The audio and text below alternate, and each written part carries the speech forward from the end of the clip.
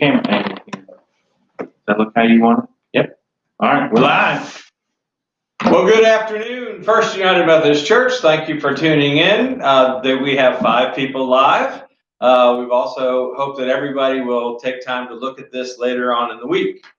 Phil is with me. He is already in his vacation attire. No, I am overdressed for vacation. Overdressed for So he'll be leaving tomorrow, but I wanted him to say a little bit about how we'll be doing our sermons for this month and the preaching schedule, a little bit about how our lives work in our preaching at 2 churches, Wesley Memorial and First United Methodist Church. So, Bill, tell them what's going on. Yeah, just that reminder that Gary and I are alternating Sundays now that Gary's back. I have pre-recorded a few things that'll be coming up over the next few weeks, but I am out of the office from tomorrow through October 1st. So just as an FYI, if you send me any emails, you're going to get that obnoxious kickback out of office reply. So just make sure all your emails go to Gary, and I'll check in with everybody again when I'm back in October.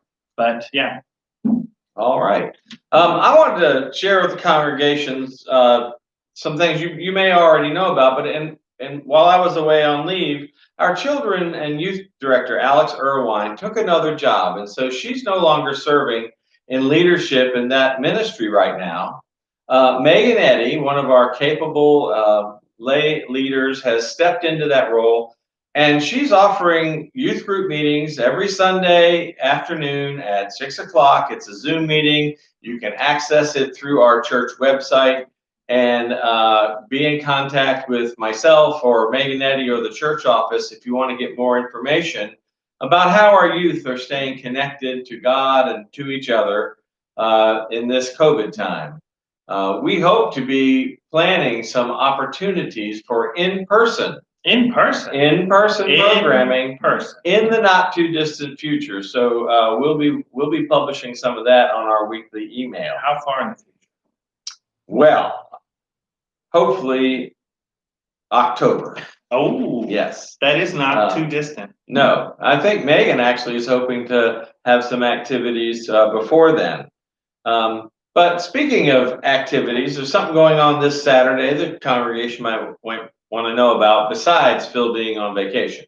Oh, I was going to talk about just what I'm going to be doing. Deep sea diving, surfing, maybe some fishing. No, Gary is on Saturday while I am laid out on a beach, hopefully not being rained on by this hurricane. Yeah. Mercy. And there's like 4 more in the Atlantic. Yes. Oh, it's like when is Phil going on a beach vacation? Why don't we just arrange for not 1, not 2, not 3, not 4, but 5 possible hurricanes? Well done. My wife is watching right now. Yes. I'm sorry. I don't want to raise your anxiety. Go to the beach. A rainy day at the beach is still better than a rainy day at home. You know what? I may have to extend my vacation if there's too many hurricanes. This is just the way the world is. This is the world we live in. Anyways, hopefully, while we are on vacation, Gary will be sitting in Zoom meetings all day, specifically all day on Saturday the 19th, because we are still having our Virginia annual conference gathering. So not only will Gary be there, but Gail Kennan and Bill Clark, who are our lay delegates to annual conference, will be there. The life of the Connectional Church continues during this time. And so hopefully they will be able to accomplish all of their necessary business on Saturday and one day rather than over 3 days as it used to be. So this will be maybe interesting for the conference. Yeah, I'd kind of like to share with the congregation that the United Methodist Church is a connectional church, and we have tried to respond as a body to our pandemic. And our district and conference leadership have given us directives. As this has gone on, Methodist people have used some very creative and innovative ways to try to regather the church in a time where we're not using our buildings. To that end, we are going to be planning to have an in-person curbside communion service here at First United Methodist Church.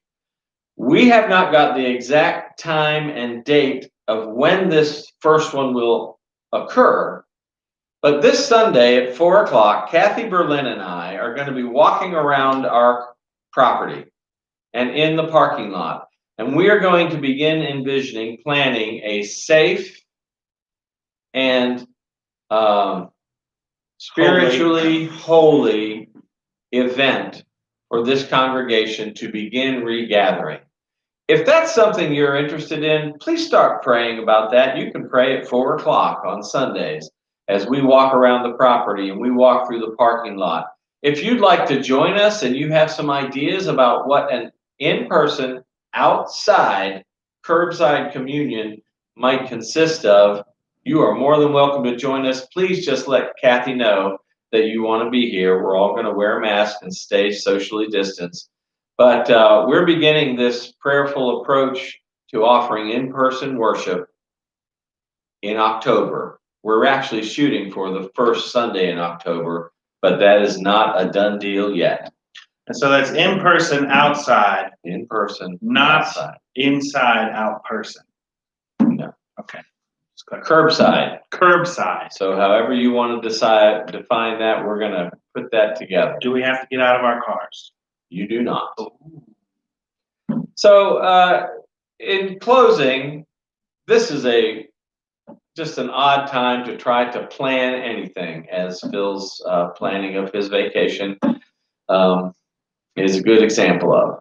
And yet that doesn't mean we stop trying and we don't use this time to be innovative and creative and really respond to what I am sensing in myself and Phil and our friends, our family, and this congregation, this need to connect to each other and our desire to try to start regathering.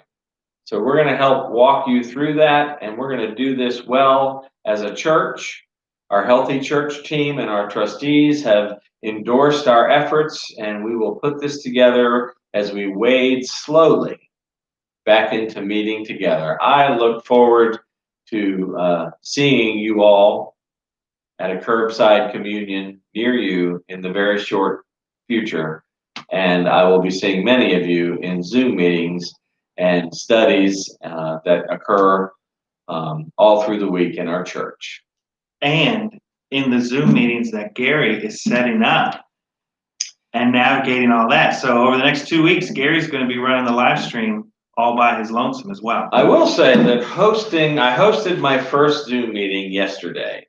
There's a lot of power in hosting. You know, you can mute people, you can turn their Phil has really turned me on to a whole new realm of what leadership can look like in a COVID world. With great power comes great responsibility, Oh my Gary. God. So please keep that in mind. Keep us in your prayers, everybody. God bless you. I look forward to seeing you very soon. See the power. You have to click it again. Right there. Boom.